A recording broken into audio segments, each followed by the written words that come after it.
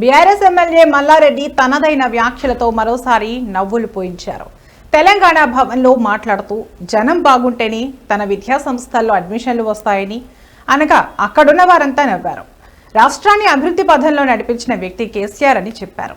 మరో 3 ఏళ్లలో కేసీఆర్ సీఎం అవుతారని, మళ్లీ పాత తెలంగాణను చూస్తామన్నారు. ప్రస్తుత ప్రభుత్వంలో ఏ ఒక్కరూ సంతోషంగా లేరన్నారు. ఉద్యమం చేసి నా ప్రాణం పోయినా సరే, పార్లమెంట్ లో ఎంపీ ఉన్నా సరే, పార్లమెంట్ పోకుండా కూడా 32 పార్టీలలో వాళ్ళంతా కూడా జతగట్టి నాకు తెలంగాణ కావాలి, నాకు ఏం వద్దు, నా తెలంగాణ నాకు కావాలి, నా ప్రజలు అన్యాయం అయిపోతున్నారని చెప్పి తెలంగాణ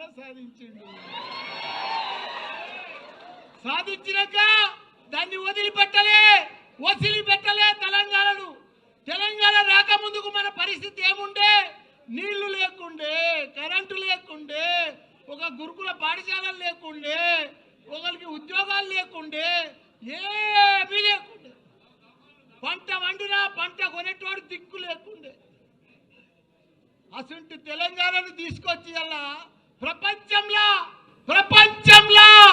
గుర్తుపట్టేటట్టు చేసిండు మన హైదరాబాద్ తెలంగాణను కేసీఆర్ కేటీఆర్ గారు.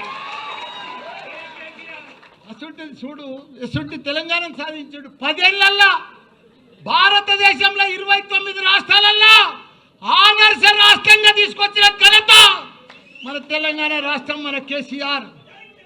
ఇవాళ ఆయనను పట్టుకొని ప్రపంచంలోనే ఎత్తైన లిఫ్ట్ ఇరిగేషన్ ప్రాజెక్టు కట్టిందంటే కాళేశ్వరం మన కేసీఆర్.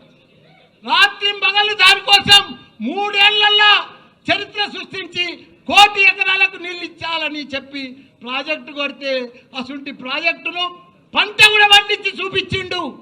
3 లక్షల కోట్ల మెట్రిక్ టన్ల ధాన్యం పండించి చరిత్ర సృష్టించిండు భారతదేశంలో. ఒకనాడు పంట అంటే హర్యానా ఉండే, పంజాబ్ ఉండే, అవన్నీ కూడా తలదండ లెక్క తెలంగాణ రాష్ట్రంలో పంట వండి చూపించిండు.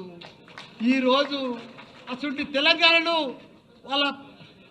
వాళ్ళ దుర్యోధనుల చేతులకు పోయింది.